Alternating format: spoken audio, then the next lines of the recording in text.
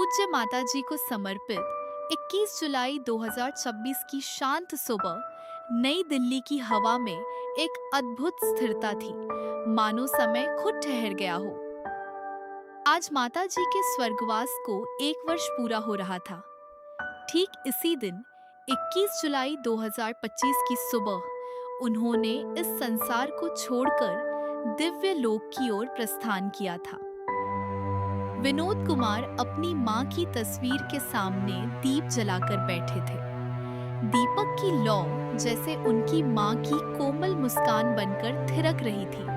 वही मुस्कान जिसने electro homeopathy के इतिहास को बदल देने वाली यात्रा को जन्म दिया था। समय 1994। एक बीमार और निराश डॉक्टर सत्यापाल विनोद के घर पहुंचे। एलोपैथी लेने से उन्होंने इनकार कर दिया और विनोद के घर पर दवाओं का प्रयोग किया। विनोद के माता-पिता जी ने सत्यपाल को घर पर ही रखा और सेवा की। कई महीनों में वह पूर्ण स्वस्थ हो गए और फिर एक दिन उन्होंने विनोद का हाथ पकड़कर कहा, पुरानी सिस्टम को एक तरफ रख दो, अब इसे नई तरह से समझना होगा। यह काम तुम्हें करना है। यह वही माँ थी जिन्होंने सबसे पहले विनोद द्वारा बनाई गई अंतर्राष्ट्रीय मानक की दवा को न केवल स्वीकार किया, बल्कि अपने धन से उसका सहयोग भी किया।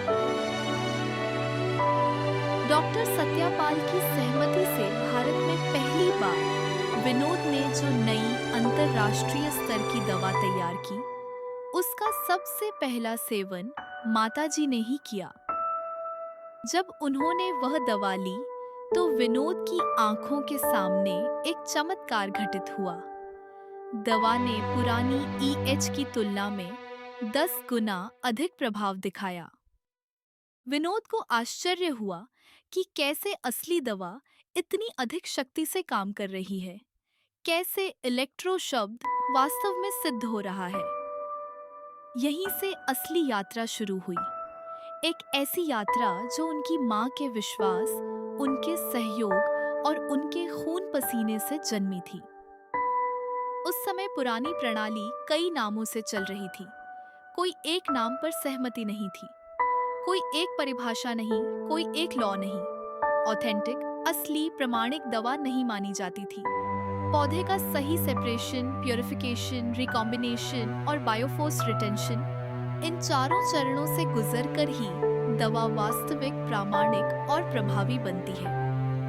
किताबों में स्पजायरिक का नाम आता था, पर पूरे भारत में स्पजायरिक नाम पर एक भी स्वतंत्र कार्य नहीं हो रहा था। सिर्फ कोहोबेशन जैसे शब्द थे, पर वास्तविक स्पजायरिक फार्मेसी, वास्तविक स्पैगेरिक प्रक्रिया कहीं नहीं थी। सिस्टम बिखरा हुआ था। 115 पौधों का कोई प्रमाण नहीं था, कोई वैज्ञानिक डेटा नहीं था। सबसे बड़ा प्रश्न यही था कि यह पद्धति भारत में आई तो क्या यह इटली देश से आई? लेकिन इटली में इस प्रणाली के अस्तित्व का कोई प्रमाणिक डेटा नहीं मिलता। जर्मनी में इसे होम्योपैथी का हिस्सा माना जाता था। तो फिर यह पद्धति वास्तव में किस देश में अस्तित्व रखती है? इसका कोई उत्तर नहीं मिलता। यह भारतीय पद्धति भी नहीं है, यह विदेशी सिस्टम है। और यदि किसी भी देश में इसका अस्तित्व नहीं, तो क्या यह केवल एक कहानी है जो किताबों में इतिहास का एक पन्ना बनकर रह जाएगी? सच यह था कि कुछ भी नहीं था, सिर्फ नाम, भ्रम और बिखरी हुई धारणाएं। इलेक्ट्रो शब्द को लेकर अन्य पद्धतियों के डॉक्टर हंसते थे, कहते थे कि यह बिजली वाली दवा है, इलेक्ट्रिसिटी वाली पद्धति है। किताबों में लिखा मिलता था कि यह बिजली की तरह असर करने वाली पद्धति है, और इसे पढ़कर अन्य सिस्टम के डॉक्टर मजाक उड़ाते थे। कोई भी इलेक्ट्रो को वैज्ञानिक रूप से प्रमाणित नहीं कर पा रहा था। इलेक्ट्रो को सिर्फ बिजली से जोड़कर देखा जाता था। तब 1996 में डॉक्टर सत्यापाल ने दस्तावेजों के साथ एक बिल्कुल नई बात सिद्ध की। Electro is the electro content, law of organicity, today known as bioforce, यानी इलेक्ट्रो का अर्थ बिजली नहीं बल्कि एक सूक्ष्म जैव ऊर्जा संपर्क है जो शरीर की प्राकृतिक विद्युत धारा से तालमेल बनाता है। यह दस्तावेज 1996 के हैं, एक अलग ही कहानी बयान करते हैं। विज्ञान के लिए यह इतना नया था कि इसे पचाना मुश्किल हो रहा था। भारत में विरोध, भ्रम और असमंजस के बीच यह पद्धति धीरे धीरे 2003 तक लगभग बंद हो गई, जैसे सब कुछ रुक गया हो, जैसे इतिहास का एक पन्ना बंद होकर रख दिया गया हो। पर ईश्वर का खेल देखिए, जहां भारत में सब बंद हो रहा था, वहीं यूके, जर्मनी और यूरोप में इलेक्ट्रो होम्योपैथी की नई रोशनी फिर से जगने लगी। 1996 में काउंट मत्तेई की 100वीं वर्षगांठ पर WHO world electro homeopathic organisation का गठन हुआ, जिसने इतिहास बदल दिया। पहली बार पुरानी प्रणाली के 5 पॉइंट पर नई वैज्ञानिक रिसर्च हुई। पुरानी परिभाषाओं को नए युग की वैज्ञानिक भाषा मिली। लॉ ऑफ सिमिलर, जिसे भारत में कभी सही रूप में नहीं पढ़ाया गया था, उसे पहली बार वैज्ञानिक रूप से समझाया गया।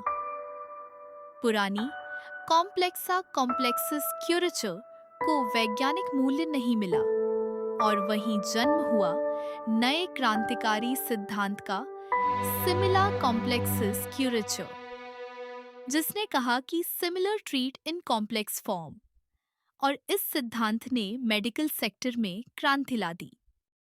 डॉक्टर सत्यापाल ने सिद्ध किया कि होम्योपैथी का लॉ ऑफ सिमिलिया केवल सिंगल रेमेडी पर लागू होता है, इसलिए होम्योपैथी में कॉम्प्लेक्स का कोई वैज्ञानिक आधार नहीं। होम्योपैथी में जो कॉम्प्लेक्स बनते थे, उनका कोई ठोस आधार नहीं था, लेकिन माटी प्रणाली ने कॉम्प्लेक्स को वैज्ञानिक आधार दिया, और यह नया कानून पहली बार यूके की नेचुरल मेडिसिन बॉडी ने स्वीकार किया और आमंत्रण भेजा। इसी भ्रम को समाप्त करने के लिए डॉक्टर सत्यापाल ने पहली बार एक वैज्ञानिक परिभाषा दी, नाट्यूरो साइंटिफिक सिस्टम ऑफ इलेक्ट्रॉइड मेडिसिन, जिसने इस पद्धति को एक पहचान दी, एक दिशा दी और एक वैज्ञानिक आधार दिया। 1934 में जब सरकार इसे प्रतिबंधित करने को तैयार थी, डॉक्टर अदालतों में याचिकाएं डाल रहे थे और अदालत ने भी कहा था कि इस प्रणाली में मानक बहुत कम है, इसे उच्च स्तर पर सिद्ध करो। फिर विनोद को जर्मनी और इटली भेजा गया, जहां माटी का किला बंद पड़ा था। पुरानी कंपनियां होम्योपैथी के नाम पर काम कर रही थीं और सिस्टम लगभग समाप्त हो चुका था। विनोद ने 1 वर्ष तक ईएच को त्याग दिया, पर नियति को कुछ और ही मंजूर था। 1998 में यूके में जन्मी प्रदीप कौर एक बड़े नेचुरल इंस्टीट्यूट ने पत्र भेजा कि हम ईएच पर शोध करना चाहते हैं। विनोद को यूके भेजा गया और वहीं से नई ईएच का वैज्ञानिक अध्याय शुरू हुआ। फिर एक दिन दुखद समाचार आया। वर्ष 2000 में डॉक्टर सत्यपाल जी इस संसार से विदा हो गए, जैसे मानो पूरे वातावरण में अंधकार छा गया हो। विनोद जी भीतर से टूट गए। उन्होंने लगभग 1 वर्ष तक कुछ भी कार्य नहीं किया, परंतु फिर उनके यूके के साथियों ने उन्हें समझाया और आग्रह किया कि वे इस अधूरे कार्य को छोड़े नहीं। इसे पूरा करना ही सत्यपाल जी के प्रति सच्ची श्रद्धांजलि होगी। 1000 से 2007 तक यूरोप के 7 देशों में इलेक्ट्रो होम्योपैथी पर शोध किया गया। फिर आया 2007, यूके की नेचुरल मेडिसिन बॉडी ने विनोद को शोध के लिए चुना। उन्हें प्रस्ताव दिया गया कि वह कॉम्प्लेक्स होम्योपैथी या हर्बल में काम करे, पर विनोद ने साफ कहा, इलेक्ट्रो होम्योपैथी न होम्योपैथी है, न कॉम्प्लेक्स होम्योपैथी, न हर्बल, यह अपनी अलग वैज्ञानिक पद्धति है। तब निर्णय हुआ कि इलेक्ट्रो होम्योपैथी को एक नई श्रेणी में रखा जाए, स्पाइजेरिक थेरेपी कैटेगरी इलेक्ट्रो होम्योपैथी, यानी पुरानी EH की ओल्ड एसेंस इन न्यू पैकिंग, पुराने सिद्धांत, पुरानी नींव पर नया वैज्ञानिक रूप। विनोद कुमार विश्व मंच पर वह व्यक्तित्व बने जो 1917 के बाद पूरे 90 वर्षों में इस पद्धति के इतिहास में पहले भारतीय इलेक्ट्रो होम्योपैथ बने, और यह इस परंपरा में एक अद्भुत, दुर्लभ और अत्यंत सम्माननीय उपलब्धि मानी जाती है। 2060 में विनोद ने अपनी नई पुस्तक प्रकाशित की। EH को स्पॉजायरिक थेरेपी की श्रेणी में रखा गया और EH के पुराने स्ट्रक्चर व पुराने प्रिंसिपल को एक नया साइंटिफिक नेम दिया गया। पहले EH को कभी हर्बल, कभी कॉम्प्लेक्स होम्योपैथी, कभी होम्योपैथी का हिस्सा माना जाता था। अब सब रुककर इसे एक नई पहचान मिली, स्पॉजायरिक थेरेपी। 2007 तक भारत में सब बंद हो चुका था। डॉक्टर थक चुके थे, लोग अन्य करियर की तलाश में थे, पर UK और यूरोप में नई क्रांति का बिगुल बज रहा था। विनोद ने मटी के बाद पहली बार क्राउस और जिम्पल की स्पैगेरिक परंपरा को वैज्ञानिक रूप से जोड़ा। सिद्ध किया कि मटाई के बाद EH रेमेडीज को क्राउस और जिम्पल ने स्पैगेरिक रूप में आगे बढ़ाया। कई देशों UK, जर्मनी, ग्रीस, माल्टा, यूरोप, अफ्रीका के अन्य हिस्सों ने उन्हें आमंत्रित किया। यह पॉजिटिव नेगेटिव सिद्धांत वैज्ञानिक रूप से सिद्ध क्यों नहीं हो पाया और विशेषज्ञों ने इसे क्यों हटाया? यह किस प्रकार का उपचार है? इलेक्ट्रो वर्ल्ड को नई परिभाषा मिली। नेगेटिव पॉजिटिव को हाइपो हाइपर के साथ सिद्ध किया गया। 2003 तक भारत में सब बंद, 2007 से यूरोप में नई शुरुआत और 2009 तक एक नया मजबूत सिस्टम तैयार हो चुका था। उसी वर्ष विनोद अपनी माताजी पिताजी को जर्मनी और इटली लेकर गए। उन्हें सब दिखाया, माटी की विरासत, क्राउस और जिम्पल की स्पैगेरिक, UK और यूरोप में इलेक्ट्रो होम्योपैथी की नई पहचान। UK में माताजी पिताजी ने विनोद से कहा, तुम भारत में अपने सिस्टम साथियों के लिए कुछ क्यों नहीं करते? गुरु सत्यापाल से ज्ञान प्राप्त करने के बाद सम्मान, कृतज्ञता और समर्पण के रूप में दिया गया योगदान, अपने गुरु को दान दो, कुछ करो। विनोद ने कहा, मैंने कहा था माँ, पर किसी ने माना नहीं। माताजी मुस्कुराई, कोई बात नहीं, एक बार फिर से शुरू करो। और 2009 में माताजी के शुभ आशीर्वाद से भारत में कार्य फिर से शुरू हुआ। वही माताजी जिन्होंने सबसे पहले दवा को अपनाया था, वही माता जिन्होंने तन मन धन से शुरुआत की थी। दिल्ली की एक गली से नई याद शुरू हुई और आगे क्या हुआ? कैसे भारत का इतिहास बदला, कैसे विनोद कुमार का काम फैल गया और बिना उनके नाम के कॉपी भी हुआ। फिर भी उन्होंने कहा, कोई बात नहीं, कार्य तो सिस्टम का ही हो रहा है। कैसे आज spagyric, hyper hypo, computer pulse diagnosis, electro bioforce, later linked to electromeans, prana shakti, later on cross, temperament nervous, चक्रों की जैव ऊर्जा को संतुलित करने वाला फ्लूइड जोड़कर पूरा किया गया। यह सब अगली कहानी का हिस्सा है, पर इतना निश्चित है कि आज जो भी spagyric, hyper hypo, electro bioforce, cross, temperament की नई संरचना दुनिया में दिखती है, उसकी जड़ में एक माँ का वचन है, एक बार फिर से शुरू करो।